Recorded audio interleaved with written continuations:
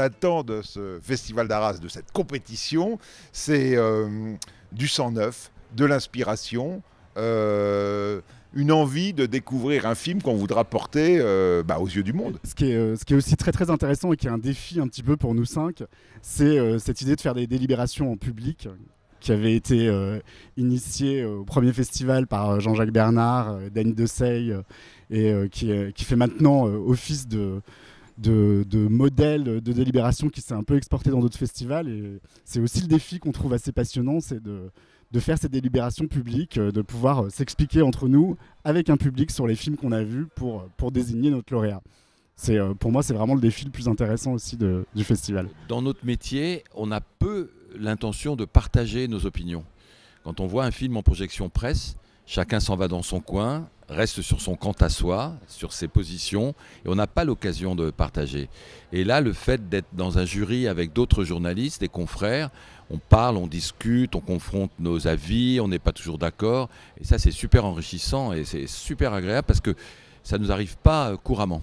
Voir 3 films par jour nous permet quand même d'aller à la rencontre de la ville, des gens. Et c'est une vraie fête, quoi. C'est une fête de dîner, de passer des soirées, de découvrir les différentes spécialités, d'aller au musée des Beaux-Arts. Hier, on a dîné au musée des Beaux-Arts. C'est absolument magnifique et magique d'arriver à la nuit tombée au musée des Beaux-Arts pour dîner et de rencontrer aussi et les gens qui font le festival et certaines personnes qui font la vie de la ville d'Arras. Effectivement.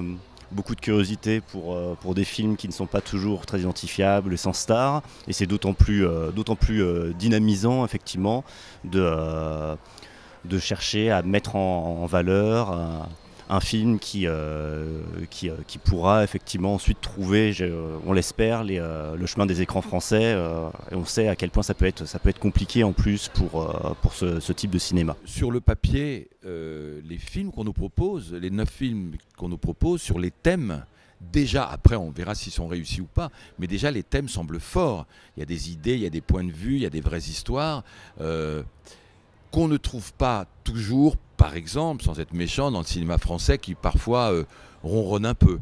Donc là, ce cinéma européen, il a des choses à dire. Les quelques films qu'on a vus pour le moment, on sent que les réalisateurs ont des choses à dire, ce qui n'est pas toujours le cas dans le cinéma qu'on voit dans les films. Et on voit beaucoup de films chaque semaine, nous.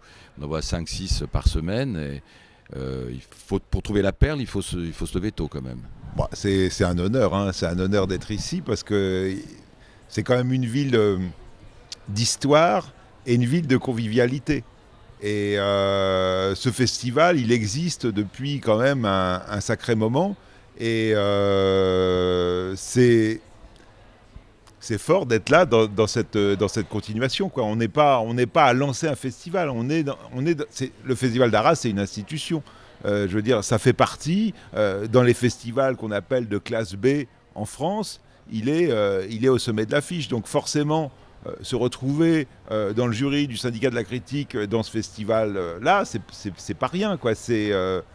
On est heureux et fiers, d'autant que l'accueil est à la hauteur. C'est-à-dire que c'est un grand lieu de cinéphilie, un grand lieu de convivialité. Donc, voilà, formidable.